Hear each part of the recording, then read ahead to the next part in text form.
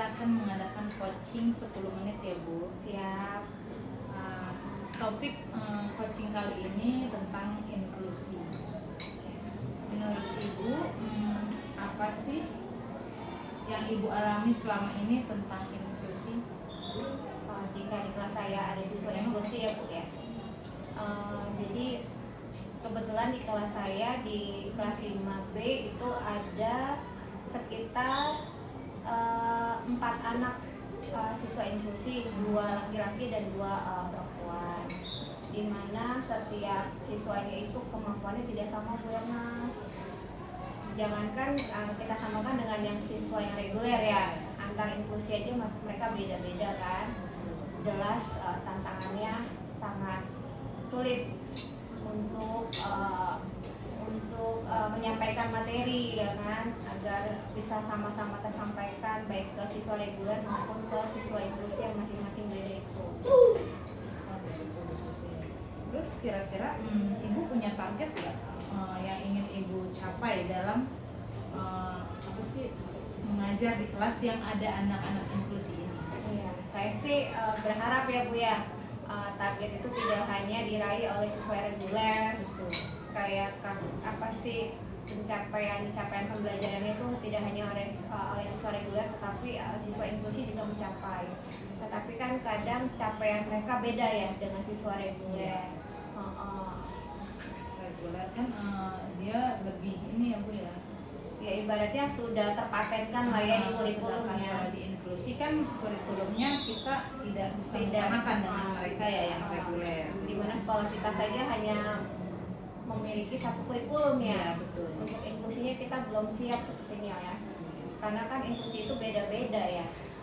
Golongannya macam-macam jenisnya ya inklusi ya.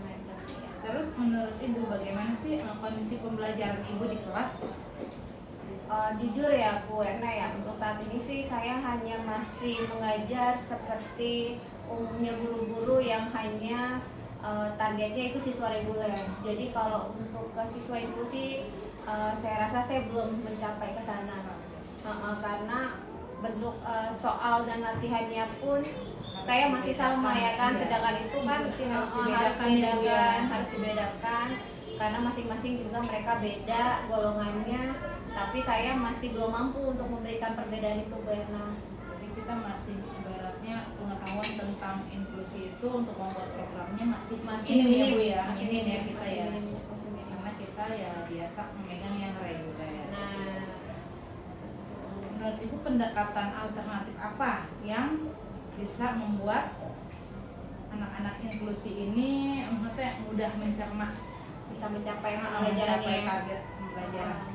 Pendekatan yang bagaimana gitu? Pendekatan awal sih paling nggak kita harus menganalisis ya Bu ya. Iya, menganalisis masing-masing dari tiap-tiap anak inklusi yang ada di kelas kita ya kan, itu pertama. Terus yang kedua, dengan surat pengantar dari psikolog ya kan, kita juga bisa mengetahui oh ini ADHD atau oh ini IQ-nya hanya sekian ya kan.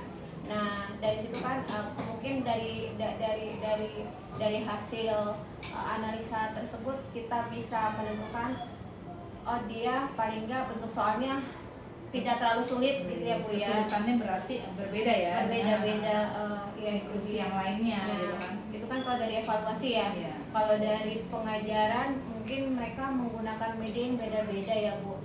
Tapi namanya di sekolah negeri ya. Kalau kita lebih mementingkan ke situ, yang lain terbengkalai. Kalau kita samakan dengan yang inklusi, yang lain merasa bosan karena dia merasa sudah mampu, iya kan. Jadi ya paling pendampingan. Mau nggak mau yang inklusi itu kita dampingi. Iya. Harus pendampingan. Berarti harus pakai guru pendamping gitu bukan? Mungkin kalau kelas rendah ya, itu penting banget Bu pendamping.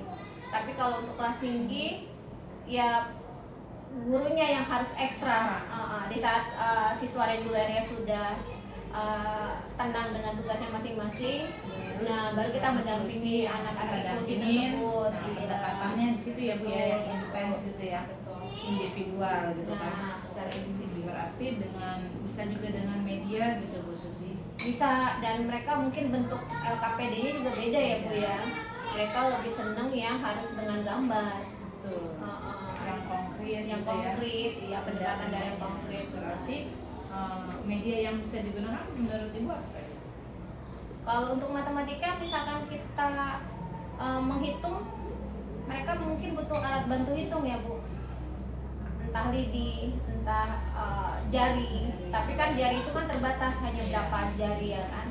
Jadi mungkin butuh lidi atau menggambar lingkaran-lingkaran seperti itu. Nah, tapi ada juga yang inklusinya tidak terlalu rendah ya Bu, tapi lumayan lah di angka 70 atau 80. Mungkin dia bisa lah dengan abstrak sedikit ya, kayak agak lambat. cuman agak lambat, benar, butuh waktu. Jadi kalau yang reguler mungkin 10 nomor 20 nomor bisa selesai dengan 40-30 menit, dia mungkin hanya 5 nomor ya dengan waktu itu.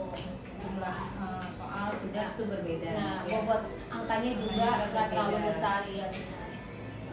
Terus tantangan terbesar yang sedang Ibu hadapi untuk membangun budaya kelas inklusi ini apa? Tantangan terbesarnya misalnya yang Ibu hadapi untuk membangun budaya inklusi ini? Budaya inklusi tantangannya tuh kan kelas kita kan bercampur ya Bu, antara reguler dengan inklusi ya kan. Berarti kan sangat tantangan. Nah, berarti kan harus ada penjelasan dulu terhadap anak-anak yang reguler itu ya. Dengan cara memandang teman-teman yang inklusi itu ya kan. Terkadang kan mereka ya memang sih tidak boleh bullying ya, tapi kan kadang menertawakan itu sudah sesuatu yang refleks ya. Jadi ya pendekatannya ya kita dekati dulu reguler itu. Kita minta dia untuk memahami keadaan temannya ya kan. Setelah itu mungkin mereka bisa menerima, dan ada tutor teman sebaya akhirnya Bu. Ya kan yang kita harapkan seperti itu ya. Nah, anak-anak reguler itu yang kita minta untuk memahami dan mengerti temannya ini. Akhirnya kan menciptakan lingkungan yang positif, di mana anak-anak inklusi itu akhirnya merasa diterima, dan dalam lingkungan yang positif akhirnya mereka tumbuh rasa percaya diri. Akhirnya mereka mau bersosialisasi, bisa mandiri, ya seperti itu. Walaupun kemampuan kognitifnya mungkin nggak akan bisa sama dengan yang reguler, nggak mungkin bisa mengejar anak reguler lah ibaratnya seperti itu ya. Terus respon saat ini apa Bu? Respon saat situasi ini terjadi. Kelas 5 ini kan kita baru semester awal ya Bu, sekitar 4-5 minggu ya kita di kelas ya. Kalau untuk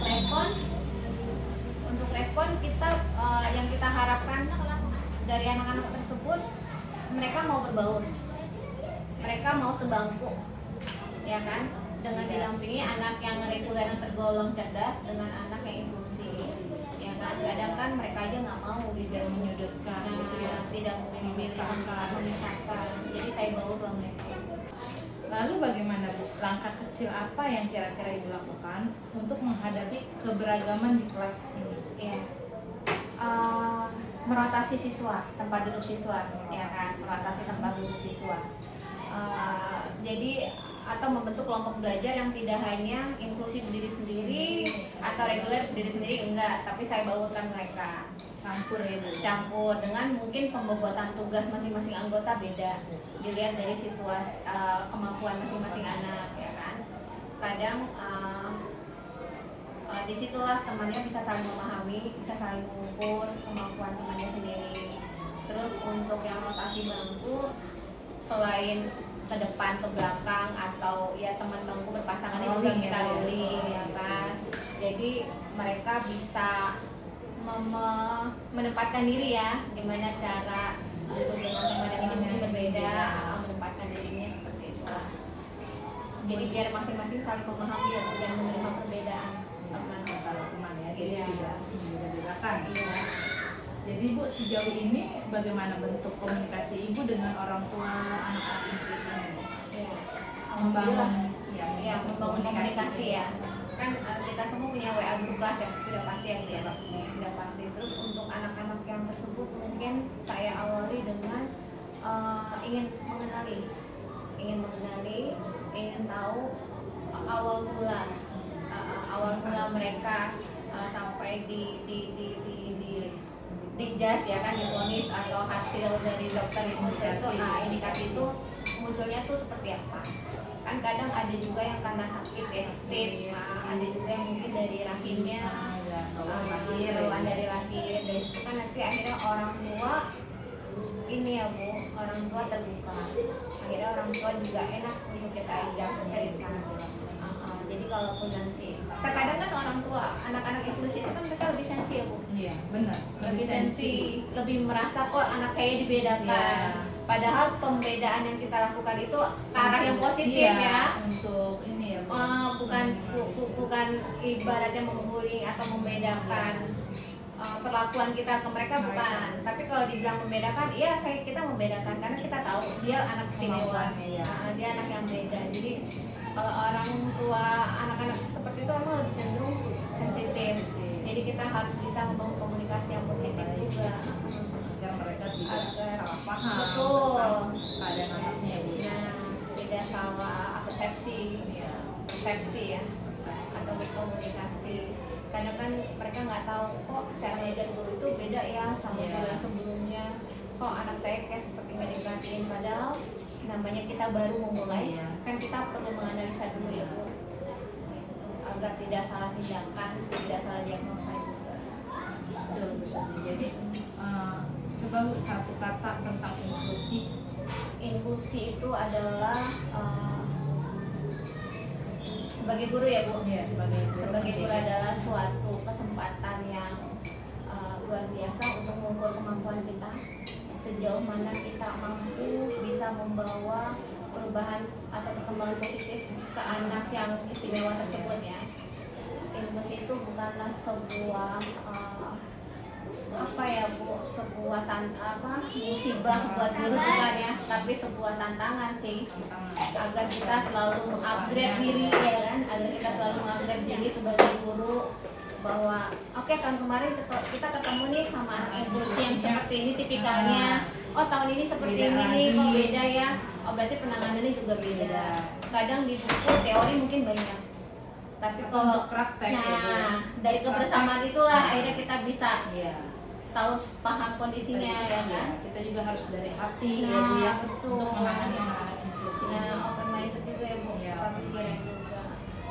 Oke Bu Susi, terima kasih untuk waktunya sudah mau menjadi coaching 10 menit anak saya. Terima kasih Bu Susi. Sukses Bu Yana.